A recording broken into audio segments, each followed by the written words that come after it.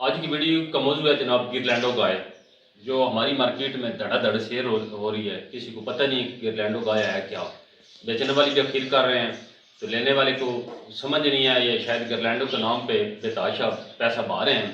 تو آپ کو بتاتا چلوں کہ گرلینڈو گائے تیار کس ملک نے کی اور اس کو ضرورت کیوں آئی، اور پاکستان کے اندر اس وقت کس لیول پر ہے، کیا اتنی ہے کہ عام مارکیٹ کے اندر وہ سیل ہو رہی ہے۔ تو بتاتے چلوں کہ گرلینڈو گائے جناب یہ برازیل کو ضرورت پیش آئی۔ برازیل کو ضرورت پیش کیوں آئی کیونکہ یہ گرم ترین علاقہ ہے، اور انہوں نے محسوس کیا کہ ایسی گائے تیار کی جائے جو گرمی برداشت کرے اور بیماریوں کے خلاف بھی اس کی قوت مدافعت اچھی ہو۔ تو کیونکہ ہولسٹن فریزن ان کے پاس تھی، وہ گرمی کرتے تھی، انہوں نے فیصلہ کیا کہ اس کو کسی ایسے جانور سے کراس کرائیں جو گرمی کے مقابلے میں نا تھوڑی بہتر ہو۔ تو انہوں نے انڈیا سے یہ گیر گائے لی۔ یہ انڈیا کی مقامی نسل ہے، زیادہ تر ان کے ضلع گجرات اور راجستھان کے علاقے میں پائی جاتی ہے، جو کہ سخت گرم ترین علاقے کو برداشت کرتی ہے۔ تو انہوں نے اس کو کیسے کراس کیا، کتنے لیول پہ کراس کیا، اور اس کے بعد انہوں نے گرلینڈو نام گائے کو دے کے مارکیٹ کے اندر لانچ کیا۔ تو آج اس پہ بات کریں گے اور بتائیں گے آخر پہ کہ پاکستان کے اندر ہے جو ہم سیل کر رہے ہیں یا خرید رہے ہیں۔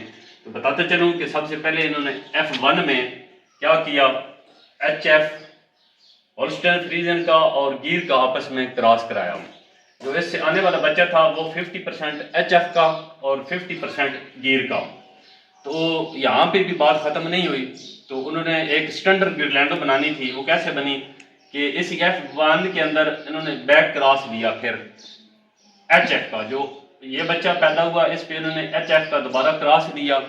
تو اس سے آنے والا جو بچہ تھا اس کی جو ریشو بنی 75% HF اور 25% گیر۔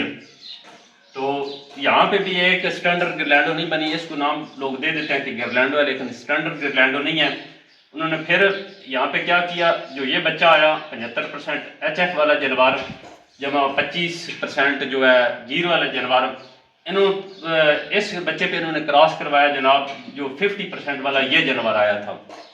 آپ خود سوچ رہے ہیں کہ یہ کتنی محنت ہے، کتنے بچے انہوں نے لیے، اس کے بعد ایک گرلینڈو گائے بنی، ٹھیک ہے۔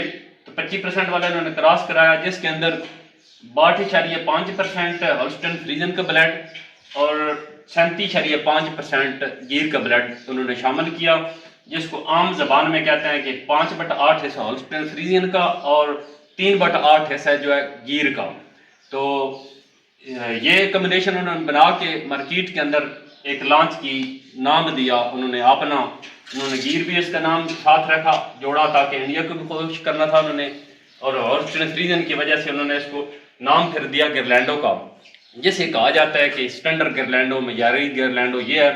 تو بات ہوتی ہے کہ ہماری مارکیٹ کے اندر جو سیل ہو رہی ہے، سیل کرنے والے بیچ رہے ہیں گرلینڈو کے نام پہ اور خریدنے والے خرید رہے ہیں، تو بڑی مزے کی بات یہ ہے کہ نہ سیل کرنے والے کو گرلینڈو کے بارے میں پتہ ہے، اس کی خوبیوں خامیوں کے بارے میں، نہ رنگت کے بارے میں، نہ جسامت کے بارے میں، اور نہ خریدنے والے کو پتہ ہے۔ تو گرلینڈو کے نام پہ بے تحاشا پیسہ مانگا جاتا ہے اور دیا جاتا ہے۔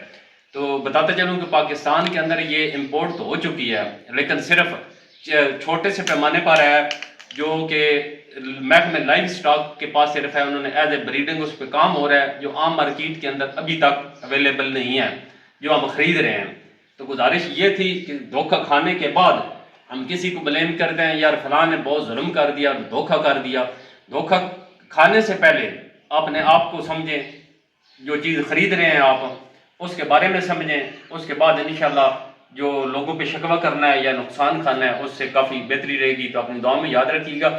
اس طرح کی ویڈیو دیکھنے کے لیے اس پیج کو فالو کر دیں، ٹھیک ہے، تو ویڈیو کو لائک کر دیں، ہو سکے تو شیئر کر دیں تاکہ کسی اور کی بھی کام آ سکے۔ تو نیچے ایک یوٹیوب چینل کا بھی لنک ہے، اس کو پلیز سبسکرائب کر دینا۔ تو اپنی دعا میں یاد رکھیے گا۔ اللہ حافظ۔